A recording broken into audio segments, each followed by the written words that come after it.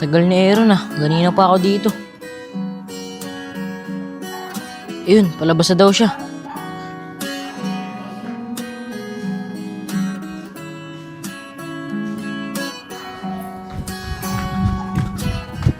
Pong, tara na, bilis. Tara.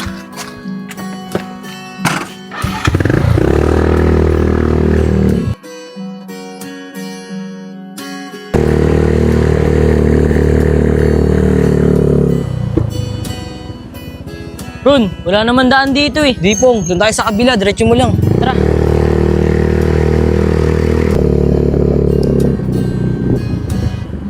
Pong, dito muna lang. Pong, kung nagtanong sa'yo si Mami at tinanong nila kung nasan ako, sabihin mo hindi mo alam ah. Sige Ron, ako na bahala dun.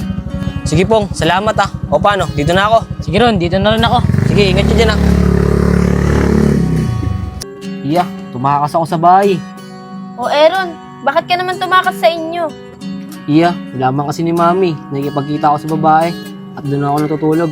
Pero hindi nila alam na ikaw yun at dito ako natutulog. Eh paano yun Aaron? Pag nalaman ng mami mo, eh di mas lalo kaming napahamak ni kuya. Kaya ang mas maganda, umuwi ka na lang sa inyo. Iya, ang totoo talaga nun, tumakas ako sa bahay. Kasi gusto ko itang makasama eh.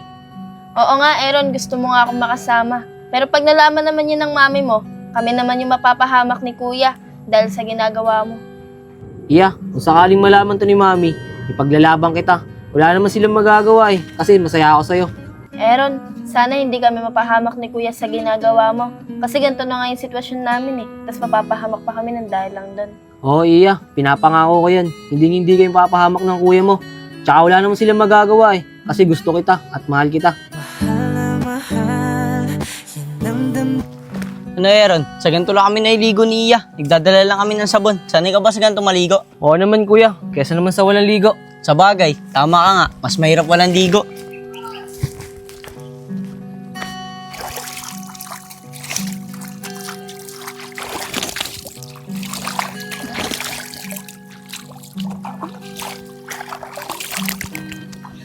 Ito na lang.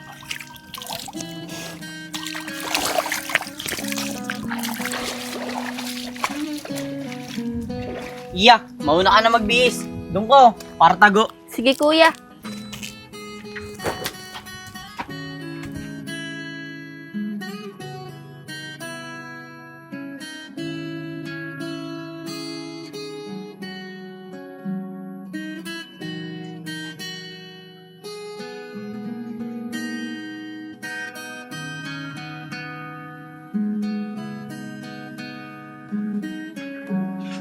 Ano? Tititigan nyo lang talaga ako? Magtititigan lang ba tayo dito, ha? Di nyo talaga sasabihin sa akin kung nasaan si Aaron? Nel, sabihin mo na. Nasaan ba si Aaron? Tin, di ko alam. Di naman ako lumabas ng bahay kahapon eh. Pong, ikaw ba? Alam mo ba kung nahin si Aaron? Bong, sabihin mo na. Justin, ano kasi? Ah, ganon. Di kayo natatakot. Alam ko na. Tatawag na lang ako siguro ng polis. Para magsalita kayo. Bong, sabihin mo na. Halata naman kasi sa'yo na alam mo kung nasan si Aaron. Tita, si Aaron po nasa Montevilla. Kasama yung babae na nagugustuhan niya. Ah, so totoo pala yung sinasabi sa akin ni Aaron na doon siya nagpupunta sa babaeng nagugustuhan niya. Kaya pala naman mahilig siya sa akin humingi ng pera. Opo tita, yung binibigay niyo po na pera kay Aaron, binibigay niya po sa magkapatid. Kaya naman pala yung anak ko pa ulit-ulit sa akin humihingi ng pera. Paano naman? Parang siya na pala ang bumubuhay sa magkapatid na yan. Pututerang babae. Tita, ang totoo po niyan, wala pong tinutulugan yung magkapatid. Sa lansangan lang po sila natutulog. Ano? Ano sinasabi niyo? Yung babae niyan, walang bahay? So wala siya natutulugan. So madaling salita, sa lansangan natutulog. So si Aaron, sa lansangan na rin siya natutulog ngayon. Opo tita.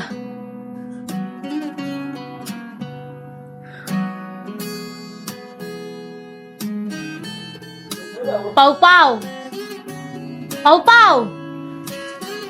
Madam, bakit po? lumapit ka dito. Madam, bakit po? Pau, pakisamahan nga itong mga kaibigan ni Aaron dun sa sinasabi nilang Montevilla. At ang gusto ko, pati yung babae, isama mo dito. Sabihin mo sa kanila, umuwi sila dito dahil gusto ko silang makausap. Sige po, madam. Sige na, magsitayo kayo dyan. Sasamahan kayo ng boy namin para naman mapauwi nyo rito si Aaron. Pati yung babaeng sinasabi nyo nang makausap ko sila. Sige po, tita.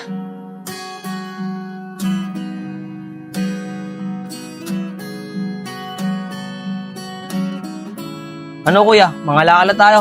Kasi pag di tayo nangalakal ngayon, wala tayong kakainin mamaya. Alam mo naman, di ba, na tumakas lang ako sa bahay, kaya wala akong pera. Mamaya na, Aaron, kasi sobrang init ngayon. Baka mamaya, ano pa mangyari sa atin sa sobrang init? Kahit mga alas 3 na tayo, mga lakad. Oo nga, Aaron. Lalo ka na. Alam ko naman na hindi ka sanay sa init eh. Baka mamaya ano pang mangyari sa'yo. Ah, ganun ba? Sige, dami na natin mamaya pagkuha ng kalakal para marami tayong mapagbentahan. Sige, Aaron. O, Aaron, kuha muna. Aaron, sigurado ako hinahanap ka na ng mami mo kasi kagabi ka pa wala sa inyo. Malamang yun, Iya. Nahanap na ako sa bahay. Pero wala naman silang magagawa eh. Kasi mas pinili kita kaysa sa kanila. Pero Aaron, maling-mali ang ginawa mo. Kasi sigurado ako, galit na galit sa'yo yung mami mo. Siyempre pati na rin sa amin. Kahit naman magalit sila, Iya, wala naman silang magagawa. Tsaka kahit anong mangyari, Iya, paglalabang kita. Aaron, ang akin lang naman, ayoko mapahama kami ni Kuya nang dahil lang sa ganyan. Iya, si Aaron na rin nagsabi, di ba? Na ipaglalabang ka daw niya. Kuya, hindi naman sa ganon. Ang iniisip ko lang kasi, sasabihin ng magulang ni Aaron sa atin. Iya, huwag kang mag-isip ng ganyan. Wala silang dapat sabihin sa'yo dahil ako lahat may gusto nito. O, di ba, Iya? Sabi ko naman sa'yo eh. Kaya relax ka lang. Magtiwala ka lang kay Aaron. Sige Aaron, magtitiwala na lang ako sa'yo.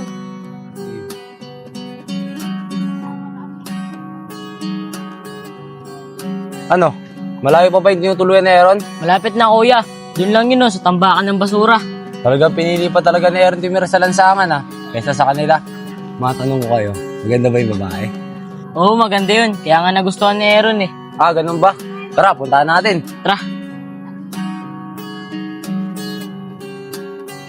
Kuya, may bariya ka ba dyan? Bibili lang ako is tubig. Meron. Aaron, nandiyan yung mga kaibigan mo. Pupunta dito. Oo nga, no. Oh, ba't kasama pa nila yung katulong namin? Kuya, buti naabutan natin sila dito. Kasi madalas nangangalakal yan sila. Kaya nga buti nandito sila. O mga tol, anong ginagawa nyo dito? Tsaka ba't kasama nyo yung boy namin? Aaron, pinapauwi ka ng mami mo. Umuwi ka muna. Tsaka, isama mo na sila. Ganun ba? Iya, pinapauwi ako ni mami. Tara, sumama kayo. Oo nga, Iya. Para makapunta rin tayo kay Aaron. Tara.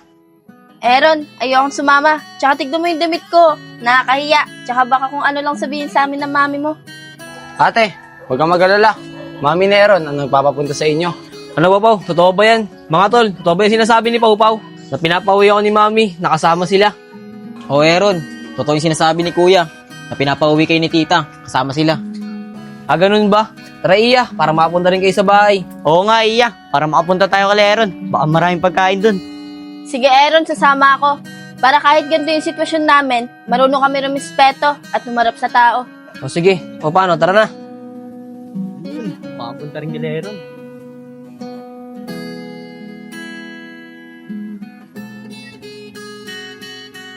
Madam, andito na po sila Aaron. Sige na, papasukin mo na sila. Aaron, pumasok na daw kayo. Sabi ng mami mo. Tara na, Iya, pasok na.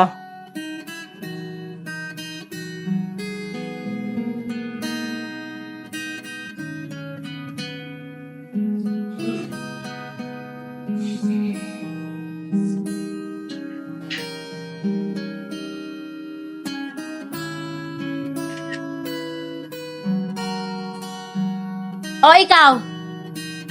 Oo, ikaw. Bakit diyan ka nakaupo? Lumipat ka nga dito. Ang luwag-luwag dito. Tita, sanay naman po ako umupo sa saig eh. Tsaka, linis na saig niyo ah.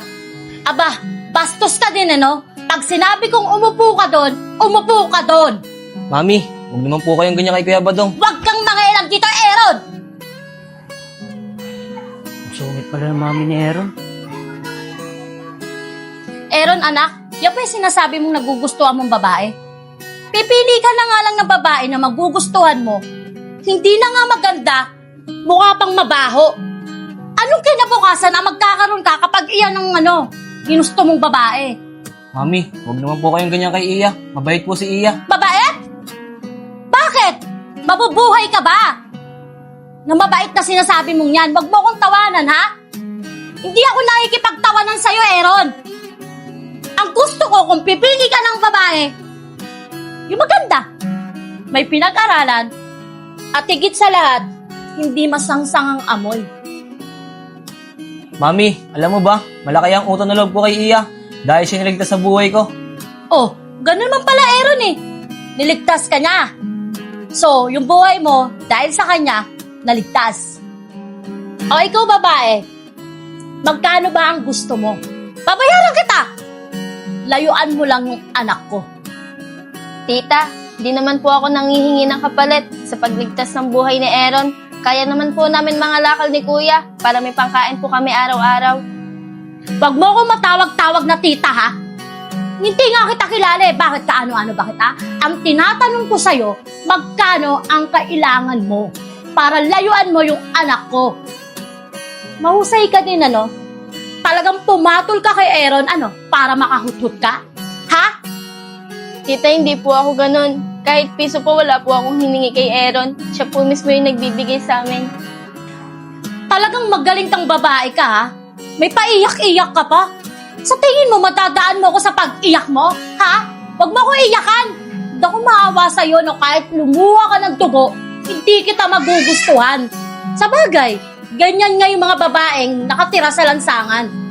Magaling kayo, dumikit sa mga taong may pera. Alam ko naman na pera lang ang habol mo sa anak ko, kaya wag mo ko iiyakan! Sorry po, tita. Aalis na po ako. Iya, sandali lang. Hintayin mo ako. Iya! Ano, Aaron? Mupo ka nga dyan? Susundan mo pa yung babaeng yan. Anong gusto mo? Sa lansangan ka rin tumira? Rose, hayaan mo nga yung anak mo. Kaya naman yata niya mabuhay mag-isa eh. Kahit wala tayo. O ano, Aaron? Daddy mo na nagsabi kung kaya mo na bang mabuhay nang wala kami. Mami, mahal ko po si Iya. Aaron! Rose, hayaan mo yung anak mo. May pinagmamalaki na yata sa atin yan eh. Tingnan natin kung kayang mabuhay niyan kahit wala tayo.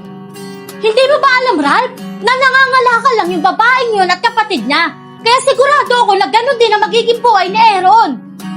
Rose, hayaan mo yung anak mo. Huwag mong konsintihin. Sigurado naman ako mga ilang araw lang, pag nagutom yan, babalik din sa atin yan.